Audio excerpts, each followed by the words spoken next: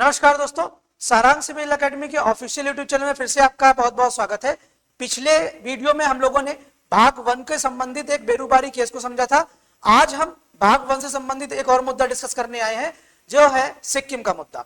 कैसे सिक्किम भारत का भाग बना, क्या क्या उसमें प्रावधान किए गए, इसको आज हम लोग समझेंगे। लेकिन उससे पहले थोड़ा सा बैकग्राउंड समझ लेते हैं कि सिक्किम का बैकग्राउंड क्या था।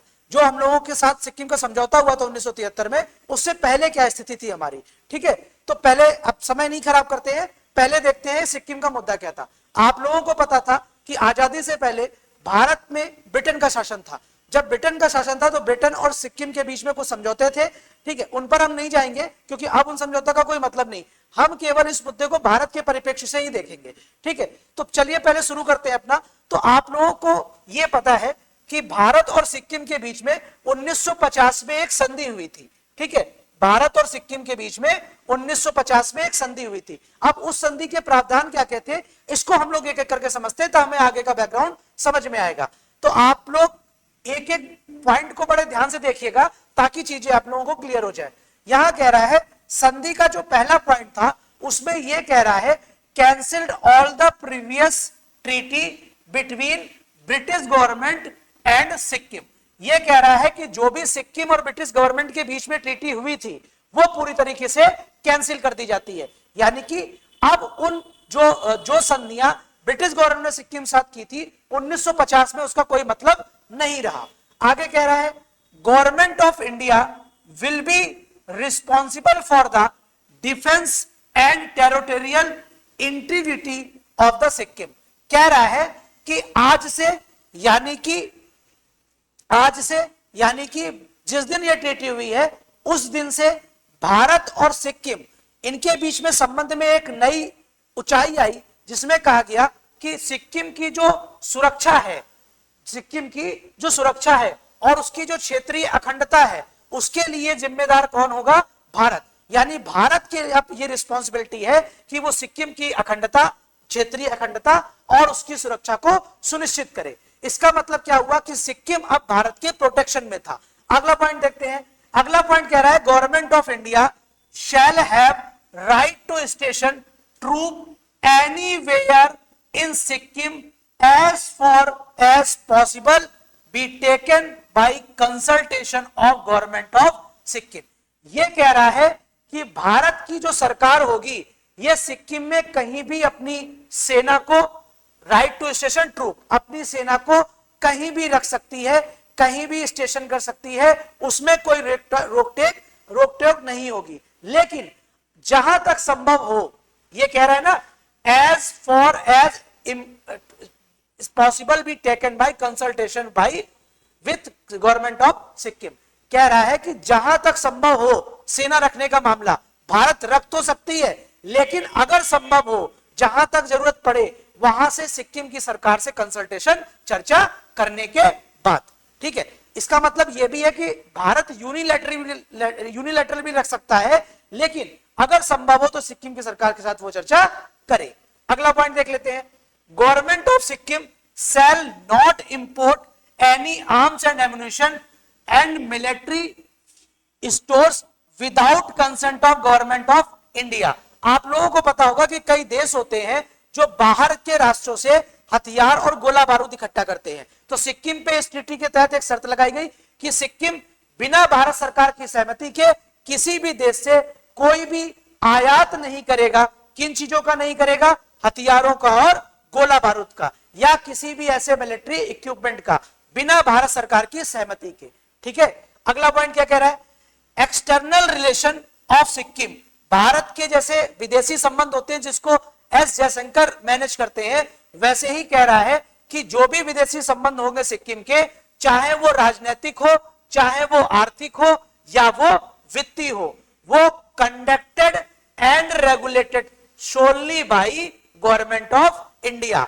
कह रहा है सिक्किम के जो भी विदेशी संबंध है, चाहे वो राजनीतिक हो, आर्थिक हो या वित्तीय हो, वो सिर्फ और सिर्फ भारत की सरकार द्वारा कंडक्ट किए जाएंगे और रेगुलेट किए जाएंगे। क्लियर? आगे देख लेते हैं। Subjects of the Sikkim shall be treated as Indian protected person. इसको बड़े ध्यान से समझना है। ये कह रहा है कि सिक्किम की जब हम सुरक्षा कर रहे हैं तो सिक्किम के नागरिकों की सुरक्षा करनी भी हमारी जिम्मेदारी है। तो कह रहा है सिक्किम के नागरिक अगर कहीं बाहर जाते हैं अपने देश से तो वहां पर उन नागरिकों को कहा जाएगा इंडियन प्रोटेक्टेड पर्सन, यानी कि उनकी सुरक्षा करना भारत की एक जिम्मेदारी होगी। जैसे आप लोगों को ध्यान होगा कि कोई भी अगर बाहर लड़ाई झगड़ा हो जाता, जैसे यूक्रेन में हुआ था, तो भारतीय छात्रों को क्या किया गया था, वहां से इवैक्यूएट किया गया था, वहां से निकाला गया था। वैसे ही अगर कोई सिक्किम का छात्र उसमें आ जाता है, ठीक है, तो उस सिक्किम के छात्र को या सिक्किम के नागरिकों को भारत को पूरी सुरक्षा देने का उत्तरदायित्व तो होगा। अगला पॉइंट देख लेते हैं, subject of Sikkim shall have right to entry and free movement within India. कह रहा है कि सिक्किम के जो लोग हैं वो भारत में कहीं भी घूम फिर सकते हैं, उस पर कोई रोक टोक नहीं होगी। और सेम यही शर्त लगाई गई किसके लिए, इंडियन नेशनल के लिए, यानी भारत के लिए भी, भारत के नागरिकों के लिए भी। तो इतनी चीज क्लियर हो गई। कौन कौन से पॉइंट हम लोगों ने जिक्र किए, आप अगर नहीं समझ में आएगा, वैसे समझ में आ गया होगा, लेकिन फिर भी एक दो बार वीडियो देख लेंगे तो आप लोगों को सारी चीजें क्लियर हो जाएंगी। अगला देखते हैं। अगला कह रहा है अब आगे, ये तो हमारा समझौता हुआ, अब आगे क्या होता है, ठीक है। तो आप लोगों को एक चीज क्लियर हो गई कि भारत के बीच में जो समझौता हुआ था सिक्किम के साथ 1950 में, वो चीज हमने क्लियर कर ली। अब उसके बाद एक चीज समझना है कि जैसे हमारे यहाँ राष्ट्रपति होते हैं, वहां पर एक इंस्टीट्यूशन था चोंग्याल, ठीक है। तो उनके शासन से जो जनता था उसमें बड़ा रोष था, तो धीरे धीरे क्या हुआ, उन्होंने आंदोलन शुरू किए। तो अब उसके बारे में देखते हैं कि आगे क्या डेवलपमेंट होते हैं। कह रहा है पॉपुलर डिसेंट, यानी पॉपुलर डिसेंट का मतलब हुआ जनता की नाराजगी। जनता की जो नाराजगी थी किससे थी, चोंग्याल से। तो क्या कह रहा है, पॉपुलर डिसेंट एंड डेमोन्स्ट्रेशन का मतलब होता है प्रदर्शन। कह रहा है कि जो जनता की नाराजगी थी और जो नाराजगी में जनता प्रदर्शन करती है, किसके अगेंस्ट किया था, चोंग्याल के प्रति। और ये एकदम अपने उच्चतम स्तर पर पहुंच गई अप्रैल 1973 में, और इस स्तर पर पहुंच गई कि वहां का लॉ एंड ऑर्डर पूरी तरीके से बिगड़ गया। तो अब भारत को सुरक्षा करना जरूरी था, क्योंकि भारत 1950 की ट्रीटी के तहत उससे बंधा हुआ था। इससे क्या हुआ, this led to complete breakdown of law and order throughout the Sikkim. पूरे सिक्किम में लॉ एंड ऑर्डर बिगड़ गया। अब वहां की जो सरकार थी या वहां के जो पुलिस वाले थे, जो भी वहां का सैन्य प्रशासन था जिसके अधीन तुम्हारा लॉ एंड ऑर्डर आता था, वो अब सक्षम नहीं था इसको नियंत्रित करने के लिए। तो फिर क्या हुआ, 1950 में हमारी ट्रीटी थी, गवर्नमेंट ऑफ इंडिया इंटरवेंट, यानी कि भारत ने हस्तक्षेप किया, लेकिन हस्तक्षेप किसके निवेदन पर किया, ऑन रिक्वेस्ट ऑफ द चोंग्याल, ठीक है। किसके रिक्वेस्ट पे किया, चोंग्याल ने भारत से कहा कि आपके साथ हमारी ट्रीटी है, आप हमारी सुरक्षा के लिए आए हो, तो हमारी आकर सुरक्षा करो। तो भारत ने ठीक है हम सुरक्षा करते हैं, भारत ने ऐसा कहा। एंड उसके बाद क्या हुआ, एक एग्रीमेंट वाज साइंड ऑन 8 मई 1973, यानी 8 मई 1973 को एक समझौता होता है। ध्यान रखना ये डेट, पहला समझौता कब होता है, 8 मई 1973 को। किसके बीच में होता है, इसमें 3 पक्ष होते हैं। 3 पक्ष में कौन होते हैं, 3 पार्टीज थी। पहला तुम्हारा पक्ष होता है चोंग्याल, वही जो मैंने अभी बताया, जो जिसके विरोध में जनता आंदोलन कर रही थी। दूसरा जो पक्ष था वो गवर्नमेंट ऑफ इंडिया थी, यानी भारत सरकार थी। और भारत सरकार की तरफ से जो गए थे वो थे भारत के फॉरेन सेक्रेटरी, यानी कि विदेश सचिव।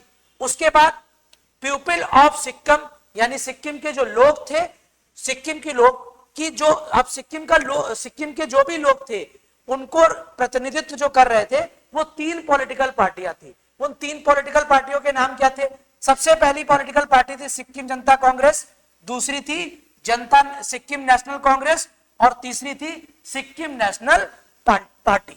तो ये 3 पार्टी थी। तो आप लोगों को समझ में आ गया होगा कि 3 लोगों का एक समूह था जो इस एग्रीमेंट में शामिल थे। उनमें पहले थे तुम आपके चोंग्याल, दूसरे थे भारत की सरकार जिसकी तरफ से विदेश सचिव गए थे, और 3 वहां के राजनीतिक दल थे जो वहां की जनता का प्रतिनिधित्व करते थे, सिक्किम जनता कांग्रेस, सिक्किम नेशनल कांग्रेस और सिक्किम नेशनल पार्टी। क्लियर, ठीक है। अब आगे देख लेते हैं।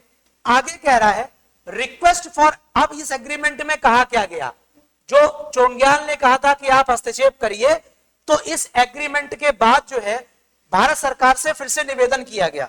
क्या किया गया? रिक्वेस्ट की गई, take responsibility for establishment of law and order, यानी कि जो भी कानून व्यवस्था वहां की बिगड़ गई है उसको आप पूरी तरीके से स्थापित करिए। दूसरा कह रहा है गुड एडमिनिस्ट्रेशन, वहां का प्रशासन अच्छा करने में आप उसकी मदद करिए। ठीक है, उसके बाद कह रहा है ensure the further development of constitutional government, यानी कि वहां पर पहले संवैधानिक सरकार नहीं थी, यानी कि कोई भी सिक्किम का संविधान नहीं था, तो बोला कि आप जो है हमारे संवैधानिक सरकार के विकास में हमारी मदद कीजिए। दूसरा कह रहा है कम्युनल हार्मनी, यानी कि जो भी वहां सांप्रदायिक तनाव था उसको संभालने में हमारी मदद कीजिए। दूसरा कह रहा है good administration and rapid economic and social development of Sikkim, यह कह रहा है कि भारत सरकार जो है वो हस्तक्षेप करके एक तो कॉन्स्टिट्यूशनल गवर्नमेंट स्थापित करने में, उसके विकास में हमारी मदद करे, सांप्रदायिक जो भी वहां तनाव था उसको कम करने में मदद करे, अच्छा प्रशासन करे और साथ में आर्थिक और सामाजिक विकास में मदद करे। अगला पॉइंट क्या था? To provide the head of the administration chief executive in Sikkim to help achieve to safeguard all the above needs and objective. कह रहा है ऊपर जितनी भी चीजें हैं उसके लिए भारत सरकार क्या करे, एक चीफ एग्जीक्यूटिव भेजे अपने यहां से, यानी वो कौन भेजेगा? भारत। लेकिन ये चीफ एग्जीक्यूटिव की जो नियुक्ति है वो करेंगे चोंग्याल, लेकिन इसका नॉमिनेशन कौन करेगा? वो करेगी भारत की सरकार। क्लियर हो गया? ठीक है, अगला कह रहा है people of Sikkim will enjoy the right to free election on the basis of adult franchise. ये कह रहा है जो सिक्किम होंगे, सिक्किम के लोग होंगे, उनको अधिकार मिलेगा कि वो मताधिकार के थ्रू अपना जो है वो चुनाव करे, यानी कि जो भी इलेक्ट होंगे अब मत के प्रयोग से किए जाएंगे। To give effect principle of one man one vote, ये बहुत ध्यान से समझना है। इसमें कह रहा है कौन सा सिद्धांत लिया जाएगा जो भी हमारे वहां पर सिक्किम में इलेक्शन होने हैं, वन मैन वन वोट, एक आदमी एक मत। इससे पहले क्या होता था कि एक आदमी मल्टीपल वोट डाल सकता था, जैसे हमारे यहाँ है एक आदमी एक ही वोट डाल सकता है, वैसे कह रहा है कि वन मैन और वन वोट के सिद्धांत के साथ वहां के लोगों को फ्री इलेक्शन की पूरी छूट दे दी जाएगी। ठीक है, अगला देखते हैं अब। ठीक है, और एक चीज और समझना है हमें, ये जो फ्री इलेक्शन होगा वो कंडक्ट कौन कराएगा? भारत का निर्वाचन आयोग। ठीक है, वहां कोई निर्वाचन आयोग नहीं था, तो ये भी एक कह दिया गया था कि ये जो इलेक्शन फ्री होगा इसको कंडक्ट कराएंगे भारत के निर्वाचन आयोग। आगे समझ लेते हैं। आगे कह रहा है जो भी वहां पर सिक्किम में असेंबली बनेगी, यानी जिस भी विधानसभा का वहां पर गठन होगा, कॉन्स्टिट्यूशनल गवर्नमेंट का गठन होगा, उसके पास क्या अधिकार नहीं होंगे। वो कह रहा है कि जो भी वहां की विधानसभा होगी, जो भी वहां की असेंबली होगी, shall not discuss and ask question on the following। ये कह रहा है कि जो भी वहां विधानसभा या लेजिस्लेटिव असेंबली बनेगी वो निम्नलिखित विषयों में से ABCDE में जो दिए गए हैं, इन विषयों में से कोई भी प्रश्न नहीं उठा सकती है और ना ही उन विषयों पर चर्चा कर सकती है। वो विषय कौन कौन से थे? चोंग्याल के प्रश्न पर कोई प्रश्न नहीं उठाएगी और ना ही उस पर कोई चोंग्याल के मामले में किसी पर चर्चा होगी, और ना ही जो वहां का शाही परिवार था उसके किसी सदस्य के मामले में। Any matter pending before the court of law, कोई भी मामला अगर न्यायालय के अधीन है तो उस पर भी कोई चर्चा सदन में नहीं हो सकती है। उसके बाद कह रहा है appointment of the chief executive and member of judiciary, जो भारत चीफ एग्जीक्यूटिव को भेजना था भारत को, जिसकी नियुक्ति चोंग्याल कर रहा था, लेकिन नॉमिनेशन किसको करना था? भारत को। उसके क्रियाकलाप पर भी कोई चर्चा नहीं होगी और ना ही उस पर कोई प्रश्न उठाया जाएगा। Any matter which concern responsibility of government of India under this agreement and under any other agreement between the India and Sikkim. ये कह रहा है कि भारत सरकार के साथ जो भी समझौते हुए हैं, ठीक है, भारत सरकार के साथ जो भी समझौते हुए हैं और इस अधिनियम के तहत जो भी सरकार की जिम्मेदारी है उस पर भी कोई प्रश्न नहीं उठाया जाएगा और ना ही उस पर कोई चर्चा की जाएगी। क्लियर? ठीक है, अब आगे देख लेते हैं। भारत सरकार ने इस एग्रीमेंट को मंजूरी देने के लिए अपने यहां पर एक संविधान संशोधन किया। उस संविधान संशोधन का नंबर क्या था? कॉन्स्टिट्यूशनल अमेंडमेंट 1974 में हुआ। कौन हुआ? 35th अमेंडमेंट, यानी कौन सा हुआ? 35वां संविधान संशोधन। और कल संविधान संशोधन का हम लोगों ने डिस्कस किया था जो 368 था, तो उसको इसीलिए डिस्कस किया था, आगे जो आएंगे ताकि पीछे आपका क्लियर रहे। अब इस संविधान संशोधन से क्या किया गया? इंसर्जन ऑफ आर्टिकल 2A, संविधान में 2A आर्टिकल जोड़ा गया। आपको ध्यान होगा जो पहला भाग हम लोगों ने किया था जिसमें सिक्किम को एसोसिएट स्टेट का दर्जा दिया गया था, एसोसिएट संयुक्त राज्य का दर्जा किया गया था। क्या कहा गया था? क्या कहा गया? आफ्टर आर्टिकल 2 के बाद following article shall be inserted. जो कौन सा आर्टिकल? 2A। इसमें कहा गया, क्या कहा गया? Sikkim to be associated with union. अब सिक्किम यूनियन के साथ एक संयुक्त राज्य है, यानी सिक्किम जो है अब यूनियन के साथ एसोसिएट हो गया है। Which comprise territory specified in 10th schedule. ठीक है, यानी भारत के संविधान के 10वीं अनुसूची में जो टेरिटरीज दिखाई गई हैं सिक्किम की, वो पूरी तरीके से भारत के यूनियन का हिस्सा बन गया है, लेकिन संघ में शामिल नहीं हुआ है, सिर्फ उसको एसोसिएटेड राज्य का दर्जा दिया गया है। ठीक है, अगला क्या पॉइंट हुआ? इसमें कह रहा है हमारे संविधान में कुछ अनुसूचियां हैं, तो इसी संविधान संशोधन से एक अनुसूची जोड़ी गई, जिस अनुसूची का नाम है 10वीं अनुसूची। क्लियर? वो 10वीं अनुसूची में क्या किया गया? सिक्किम के जो भी हमारे टेरिटरीज थी उनको बताया गया। आगे देखते हैं। ठीक, अब उसके बाद क्या होता है? जो ये सिक्किम में 10वीं अनुसूची में था जो जोड़ी गई, उसमें भारत की कुछ रिस्पॉन्सिबिलिटी थी, जो रिस्पॉन्सिबिलिटी की बात हुई थी। अब क्या रिस्पॉन्सिबिलिटी थी भारत की? भारत की क्या क्या जिम्मेदारी थी? सबसे पहले देख लेते हैं। इसमें कह रहा है responsibility of government of India shell be responsible for defence and territorial integrity. ये पहले भी हम लोगों ने डिस्कस कर लिया है। Conduct and regulation external relation, ये तो वही 1950 के अधिनियम की बात, ट्रीटी की बात कर रहा है। Shall have exclusive right for construction, maintaining, regulating use of railway, aerodrome, landing ground, air navigation facilities, post, telegraph, telephone, wireless installation in Sikkim. यानी भारत जो भी संचार माध्यम थे, जो भी सिक्किम के संचार माध्यम थे, वो किसको मिल गए? भारत को मिल गए। क्लियर हो गया? जो भी सिक्किम के संचार माध्यम थे वो किसको मिल गए? भारत को मिल गए। यानी सिक्किम की सुरक्षा और संचार पर किसका अधिकार हो गया?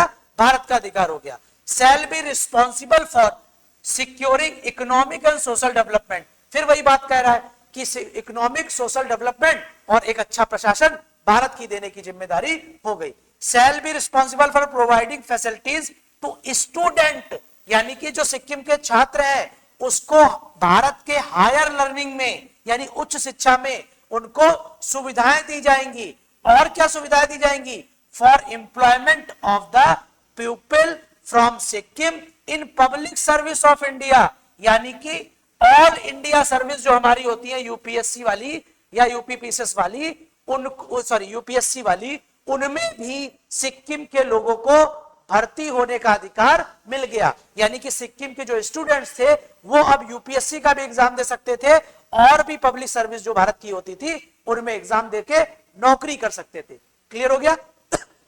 शैल be responsible for providing facilities, participation, representation of people of Sikkim in political institution of India. यानी कि भारत के जो भी राजनीतिक संस्थान है उसमें सिक्किम के लोगों को प्रतिनिधित्व देने की बात कही गई। अब वो क्या प्रतिनिधित्व था उसको हम इसमें देखना चाहते हैं। 2 पॉइंट है यहां पर। There shall be allotted to Sikkim 1 seat in council of state, यानी कि जो राज्यसभा हमारी है, राज्यसभा में सिक्किम को 1 सीट दी गई। 1 seat in house of people, और लोकसभा में कितनी सीट दी गई? 1 सीट दी गई। The representation of Sikkim in council of state shall be elected by members of the Sikkim assembly. जैसे आप लोगों को ध्यान होगा, जब पहला पार्ट हम लोगों ने किया था तो उसमें आपको बताया था कि जो भारत में राज्यसभा के चुनाव होते हैं उसमें राज्यों की विधानसभाएं चुनती हैं। वैसे ही कहा गया जो राज्यसभा की सीट सिक्किम को एक दी गई है, तो सिक्किम की जो विधानसभा है वो चुन के भेजेगी अपने कैंडिडेट को राज्यसभा में। तो हाउस ऑफ पीपल को कौन चुनेगा? जो हाउस ऑफ पीपल में सदस्य आएगा, लोकसभा में आएगा, उसको चुनेंगे वहां की जनता। क्लियर? ठीक है। अब आगे डेवलपमेंट क्या देखते हैं। अब एक और हमारे यहां पर संविधान संशोधन किया गया 35 के बाद। वो कौन सा किया गया? वो किया गया 36वां संविधान संशोधन, यानी कि 36 कॉन्स्टिट्यूशनल अमेंडमेंट 1975। अब यहां पर थोड़े से डेवलपमेंट होते हैं। क्या डेवलपमेंट होते हैं कि उसके बाद जब ये एग्रीमेंट 8 मई वाला हो गया, उसके बाद भारत ने संविधान संशोधन लागू कर दिया। उसके बाद भी चोंग्याल जो थे उनकी हरकतें नहीं सुधरी। ठीक है, तो क्या हुआ? सिक्किम की जो विधानसभा बनी थी, सिक्किम की जो विधानसभा बनी थी, ठीक है, उन्होंने एक संकल्प पारित किया। कब पारित किया? और वो पारित किया 10 अप्रैल 1975 को, जिसमें क्या कहा गया कि persistent harmful activities of Chogyal which were aimed at undermining responsible democratic government setup under the provision of May 8 Agreement of 1973 and Sikkim of Government of Sikkim Act 1974। आपको ध्यान होगा हमने कहा था भारत सरकार जो है मदद करेगी संवैधानिक सरकार के लिए। तो जैसे हमारे यहाँ पर संविधान बना है वैसे ही सिक्किम के यहाँ बना था गवर्नमेंट ऑफ सिक्किम एक्ट 1974, और एक हमारे यहाँ समझौता हुआ था 8 मई को। तो सिक्किम की विधानसभा ने एक संकल्प पारित किया और उसमें यह कहा कि जो चोंग्याल है वो अभी भी सुधर नहीं रहे हैं, उनकी जो हरकतें हैं वो अगेंस्ट हैं किसके? जो गवर्नमेंट ऑफ सिक्किम एक्ट यानी सिक्किम का जो कॉन्स्टिट्यूशन था 1974 में उसके, और जो 8 मई का एग्रीमेंट था उसके। सिक्किम अब इस रेजोल्यूशन में कहा क्या गया? असेंबली है सेटिस्फाइड इटसेल्फ। असेंबली जो है स्वयं में इस बात को लेकर संतुष्ट है कि these activities of Chogyal not only violated the objective of agreement 8 मई 1973, कि जो चोंग्याल की ये हरकतें हैं ये जो 8 मई में एग्रीमेंट हुआ था उसको वायलेट कर रही हैं, जो भी समझौते हुए थे, but also ran counter to the wishes of people of Sikkim, और ये सिक्किम के लोगों के विरोध भी है। इंपीड यानी बाधा उत्पन्न कर रहे हैं किसमें? डेमोक्रेटिक डेवलपमेंट में, लोकतांत्रिक विकास में, participation in political and economic life in of India. ठीक है, तो ये जो चोंग्याल की हरकतें थी इसकी वजह से ये संकल्प जो है वो पारित किया गया। इसके बाद सिक्किम ने घोषणा की और ये संकल्प पारित किया, institution of Chogyal is hereby abolished. अब चोंग्याल का जो पद था उसको पूरी तरीके से समाप्त किया जाता है। Sikkim shall henceforth be constituent unit of India, और अब सिक्किम जो है भारत का एक यूनिट बनेगी, भारत की एक इकाई बनेगी, enjoying the democratic and full responsible government. यानी कि चोंग्याल के पद को पूरी तरीके से समाप्त कर दिया गया, और उसके बाद अब जो सिक्किम होगा वो भारत की एक महत्वपूर्ण इकाई होगी, भारत की यूनियन का हिस्सा होगा, और पूरी तरीके से लोकतांत्रिक और जवाबदेह सरकार पूरी तरीके से वो इंजॉय करेगा। तो भारत ने ये वाला संविधान संशोधन पारित किया। अब इसमें किया क्या गया? अच्छा हाँ, एक चीज और समझ लेते हैं, जब भी कभी ऐसा मुद्दा होता है तो वहां के लोगों की राय लेना जरूरी होता है। तो यहां पर क्या हुआ कि एक स्पेशल ओपिनियन पोल कंडक्ट किया गया, किसके द्वारा? गवर्नमेंट ऑफ सिक्किम के द्वारा। कब किया गया? 14 अप्रैल 1975 में, जिसमें यह पूछा गया कि जो सिक्किम की विधानसभा ने ये जो संकल्प पारित किया गया है, कितने लोग इसके पक्ष में हैं और कितने लोग इसके विपक्ष में हैं। तो टोटल जो मत पड़े थे वो पड़े थे आपके 59,637, और जो फेवर में थे, यानी कि जो लोग फेवर में थे, जो लोग फेवर में थे इसमें, उसके मत थे 59,637, और जो लोग संकल्प का विरोध कर रहे थे उनका मत था 1496। यानी कि क्या हुआ? जनता भी ये चाहती थी, वहां की विधानसभा भी ये चाहती थी कि चोंग्याल के इंस्टीट्यूशन को पूरी तरीके से समाप्त कर दिया जाए और भारत की जो सरकार है उसमें सिक्किम को पूरी तरीके से शामिल करके, भारत के संघ में सिक्किम को शामिल करके पूरी तरीके से लोकतांत्रिक सरकार की हम इंजॉय करें, यानी कि पूरी तरीके से जवाबदेह सरकार हो और लोकतांत्रिक सरकार। क्लियर हो गया? ठीक है, यानी कि अगर सिक्किम हिस्सा बन जाएगा तो सारे कॉन्स्टिट्यूशनल प्रोविजन जो है वो सिक्किम पर लागू हो जाएंगे, जैसे सभी राज्यों को अधिकार मिले हुए हैं। अब इस संविधान संशोधन से मुख्य क्या किया गया? सबसे पहले क्या किया गया? अमेंडमेंट किया गया पहले अनुसूची में। आपको मैंने पहले ही आर्टिकल में बताया था कि किसी भी राज्य को जब संघ में शामिल करेंगे तो पहली अनुसूची में संशोधन करके उसमें उसका नाम लिखेंगे। तो किसमें संशोधन किया गया? पहली अनुसूची में। एक आपको और बताया था पहले भाग में कि जब भी किसी राज्य को शामिल करते हैं तो उसको हम क्या करेंगे? राज्यसभा में सीटें देंगे। जैसे अभी जो राज्यसभा में सीटें इससे पहले मिली थी, एक सीट मिली थी, वो 10th शेड्यूल के तहत थी। बात समझ में आया? लेकिन जो संविधान में सभी राज्यों को राज्यसभा सीटें मिली हैं तो वो किस शेड्यूल के तहत मिली है? वो चौथी अनुसूची के तहत मिली है, 4th शेड्यूल के लिए तहत मिली है। तो जब एसोसिएट राज्य बना था तब 10वीं अनुसूची के तहत एक राज्यसभा सीट दी गई थी। लेकिन जब सिक्किम भारत का फुल स्टेट बन गया, सभी राज्यों के बराबर आ गया, तो 4th शेड्यूल में यानी चौथी अनुसूची में संशोधन करके उसको राज्यसभा सीटें दी गई।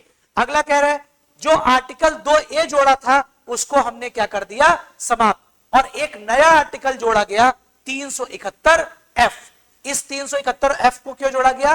कुछ विशेष प्रावधान सिक्किम को दिए गए। जैसे आप लोगों को पता होगा एक धारा थी जिसको आर्टिकल 370 की बात करते हैं, जम्मू कश्मीर से रिलेटेड। वैसे ही भारत के कुछ अन्य राज्य हैं जिनको 371 आर्टिकल के तहत कुछ विशेष प्रावधान उनके लिए किए गए हैं, उनको कुछ विशेष अधिकार प्राप्त हैं। तो ये हम लोग जब इसकी बारी आएगी तब पढ़ेंगे सिक्किम को के जो ये प्रावधान है 371F के। तब तक के लिए ये जो पोर्शन है आपका कंप्लीट हो गया। आज आपका पार्ट 1 पूरी तरीके से कंप्लीट हो गया। ठीक है, यानी कि यूनियन एंड इट्स टेरिटरी, संघ और उसके राज्य क्षेत्र, इसके पूरा भाग आपका कंप्लीट हो गया। जो भी इससे रिलेटेड केस था एक प्रमुख बेरूबारी, और जो सिक्किम वाला मुद्दा था वो क्लियर हो गया, और जो संवैधानिक संशोधन प्रमुख थे वो क्लियर हो गए। अगले वीडियो में हम नागरिकता की तरफ बढ़ेंगे और अपने दूसरे पार्ट की शुरुआत करेंगे। उसको भी इसी तरीके से कुछ केस होंगे उसको पढ़ेंगे, और कुछ जो हमारे प्रावधान होंगे, कॉन्स्टिट्यूशनल अमेंडमेंट होंगे, और उसमें एक हमें नागरिकता अधिनियम भी पढ़ना पड़ेगा 1955, उसको भी पढ़ेंगे। और ये आपके एलटी ग्रेड और साथ में यूपीएससी या यूपीपीसीएस के लिए इंपॉर्टेंट टॉपिक है, तो इसको आप लोग बड़े ध्यान से करिएगा। ठीक है, ऐसा नहीं कि हमने सिर्फ पार्ट पढ़ लिया, आर्टिकल पढ़ लिया, हमारा काम हो जाएगा। वो तो ठीक है, वो तो पढ़ना ही पढ़ना है, लेकिन ये सारी चीजें भी हमें पढ़नी है। ठीक है, तो तब तक अच्छा एक सूचना ये थी, एलटी रेट का नोटिफिकेशन आ गया है, फॉर्म भरे जाने लगे हैं। आप लोग जो भी पॉलिटी या हिस्ट्री के हो वो इस नंबर पर संपर्क कर सकते हैं। नंबर मैंने आपको बताया था, फिर से देख लीजिए, 9336420093। इस नंबर पर व्हाट्सएप कर दीजिए और इस नंबर पर आप अपना रजिस्ट्रेशन करा लीजिए, ताकि आपको ऑफलाइन या ऑनलाइन बैचों की पूरी सुविधाएं मिल सके और आप अपने आप को एलटी ग्रेड के लिए तैयार कर सके और अपनी सीट को क्लियर कर सके। ठीक है, तो आप फॉर्म भर दीजिए। 1 अगस्त से हमारा बैच शुरू हो जाएगा, चाहे वो बैच ऑफलाइन हो और चाहे वो बैच ऑनलाइन हो। ऑनलाइन बैच आपको यूट्यूब के माध्यम से तो आपको कुछ क्लासेस मिलेंगी, लेकिन जो स्पेशल बैच होगा जो पूरा एलटी ग्रेड के लिए होगा या यूपीपीसीएस के लिए होगा, और वो आपको मिलेंगे ऐप के माध्यम से। तो प्ले स्टोर में जाकर आप ऐप डाउनलोड कर सकते हैं और उसके बाद इन सुविधाओं का लाभ ले सकते हैं।